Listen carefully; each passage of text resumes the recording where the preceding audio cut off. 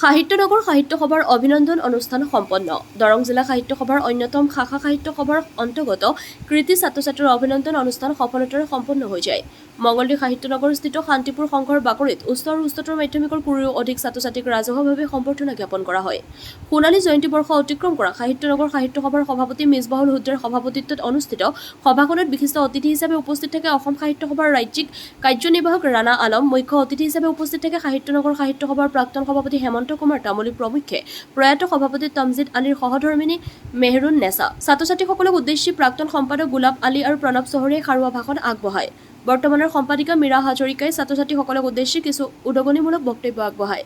সীমা চৌধুৰী, শাহজাদী বেগমে আধৰা আৰু অন্যান্যসকলৰ আপ্যায়নে এখন সুন্দৰ অনুষ্ঠান অনুষ্ঠিত হৈ যায়। অনুষ্ঠানত ছাত্ৰ ছাত্ৰীসকলে নিজৰ কৃতিত্ব আগন্তুক পৰিকল্পনাৰ বিষয়ে উপস্থিত সকলোৰে আগত অৱগত কৰে। মঙলদৈৰ পৰা মিৰ চাহিল ইৰফানৰ প্ৰতিবেদন AIN লাইভ। এই সাহিত্যনগৰ সাহিত্য সভাৰ তৰফৰ পৰা আজি ২৩গৰাকী কৃতি ছাত্ৰ ছাত্ৰী তাৰমানে কলা আৰু বিজ্ঞান শাখা আৰু মেট্ৰিকত ৮০%তকৈ অধিক নম্বৰ পোৱা ছাত্ৰ ছাত্ৰীক আমি অসম সাহিত্য সভাৰ নিৰ্দেশ মানি আমি সাহিত্যনগৰ সাহিত্য সভাই এই শান্তিপুৰ সংঘত সকলোকে একগোট কৰি অভিভাৱক আৰু ছাত্ৰ ছাত্ৰীক লৈ এখন সভা অভিনন্দন সভা আমি অনুষ্ঠিত কৰিলোঁ। এই সভাখন আমি সাহিত্যনগৰ সাহিত্য সভা বিগত 10 বছৰৰ পৰা কৰি আহিছোঁ আৰু এই অনুষ্ঠানটো কৰাৰ উদ্দেশ্য এটাই হৈছে যে আমাৰ মঙলদৈত সাহিত্যনগৰৰ অন্তৰ্গত এই ঠাইখনত যথেষ্ট পটেঞ্চিয়েল থকা ল'ৰা ছোৱালী, ভাল পঢ়া শুনা কৰা ল'ৰা ছোৱালী, প্ৰতিভা থকা ল'ৰা ছোৱালী আছে। সেইসকলক আমি আজি ইয়াতে মাতি আনি যিখিনি আমি সন্মান দিলোঁ, তেওঁলোকক আশীৰ্বাদ দিলোঁ যাতে তেওঁলোকে ভৱিষ্যত প্ৰজন্মৰ একোজন ভাল বিষয়ববীয়া হৈ আমাক ইয়াতে আকৌ আহিব পাৰে, ভালকৈ শিক্ষা গ্ৰহণ কৰি ভাল মানুহ হ'ব পাৰে, সমাজত কাম অহা মানুহ হ'ব পাৰে। সেইকাৰণে আমি আজি এই অনুষ্ঠানটো পাতিছোঁ আৰু তেওঁলোকক এই অনুষ্ঠানটো পাতি আমি এটা আদৰ্শ দেখাইছোঁ যে অনুজসকলেও দেখিব যে ভাল ফলাফল কৰিলে এনেধৰণে সম্বৰ্ধনা দিয়া হয় বা তেওঁলোক সেই অনুষ্ঠানত আহিলে ২-৪টা জনা বুজা মানুহৰ ভাল কথা উপদেশ তেওঁলোকে পায় আৰু সেয়ে তেওঁলোকৰ প্ৰেৰণা হৈ ৰয় আৰু তেনেকৈ ছাত্ৰ ছাত্ৰীসকল আগুৱাই যাব বুলি আমি সাহিত্যনগৰ সাহিত্য সভাই আশা কৰিছোঁ। ভৱিষ্যত দিনতো আমি এই অনুষ্ঠানটো চলাই যাম বুলি আমি প্ৰতিজ্ঞাবদ্ধ। আমাৰ এই সাহিত্যনগৰ সাহিত্য সভাৰ সোণালী জয়ন্তী বৰ্ষ পাৰ হৈ গৈছে আৰু ইয়াতে এই অনুষ্ঠানত যথেষ্ট ত্যাগ স্বীকাৰ কৰা বহুকেইগৰাকী ব্যক্তি আছে। আমি নাম ল'ব লাগিব ৰাণা আলম ডাঙৰীয়া, আমাৰ সদ্য প্ৰয়াত তমজিদ আলী ডাঙৰীয়া। এই দুজনে আমাৰ এই সাহিত্যনগৰ সাহিত্য সভা শাখাটো সজীৱ কৰি ৰাখিছে বহু বছৰ ধৰি।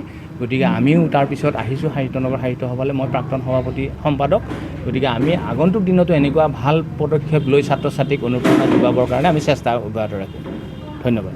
সাহিত্যনগৰ সাহিত্য সভাৰ তৰফৰ পৰা আমাৰ এই অঞ্চলৰ যিসকল ছাত্ৰ ছাত্ৰীয়ে উচ্চ আৰু উচ্চতৰ মাধ্যমিক পৰীক্ষাত ৮০%তকৈ অধিক নম্বৰ পাই উত্তীৰ্ণ হৈছে তেওঁলোকক আমি শুভেচ্ছামূলক অভিনন্দন এটা অনুষ্ঠান অনুষ্ঠিত কৰিছোঁ আৰু এই অনুষ্ঠানটোৰ মুখ্য উদ্দেশ্য হৈছে ছাত্ৰ ছাত্ৰীসকলক উৎসাহিত কৰা, কাৰণ তেওঁলোকে ইমান কষ্ট কৰি ইমান এটা ভাল ৰিজাল্ট কৰিছে।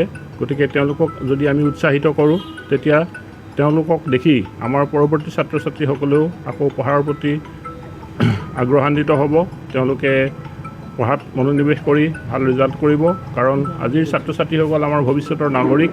গতিকে ছাত্ৰ ছাত্ৰীসকলক সকলো ক্ষেত্ৰতে তেওঁলোকৰ সামাজিক, বৌদ্ধিক, নৈতিক, সাংস্কৃতিক সকলো দিশত যাতে আগবাঢ়ি যাব পাৰে, তাৰ কাৰণে তেওঁলোকক কেৱল কিতাপৰ শিক্ষাই যথেষ্ট নহয়। এনেধৰণৰ যি সাহিত্য সভা, এই সাহিত্য সভাই তেওঁলোকৰ সৰ্বাংগীন বিকাশৰ কাৰণে তেওঁলোকৰ ইয়াত মাতি আনি তেওঁলোকৰ নিজৰ লক্ষ্যত উপনীত হোৱাৰ লগতে ভৱিষ্যতে যাতে তেওঁলোকে একোজন সৎ মানুহ হৈ সমাজৰ কাৰণে কাম কৰি যাব পাৰে, তাৰ কাৰণে আমাৰ যিসকল আজি সভাত তেওঁলোকক আহ্বান জনোৱা হৈছে আৰু তেওঁলোকৰ লক্ষ্যত উপনীত হ'বৰ কাৰণে আমি তেওঁলোকক অভিনন্দন জনাইছোঁ আৰু আশীৰ্বাদ দিয়া গৈছে। যিকোনো খবৰ বিজ্ঞাপনৰ বাবে যোগাযোগ কৰক 7896121996।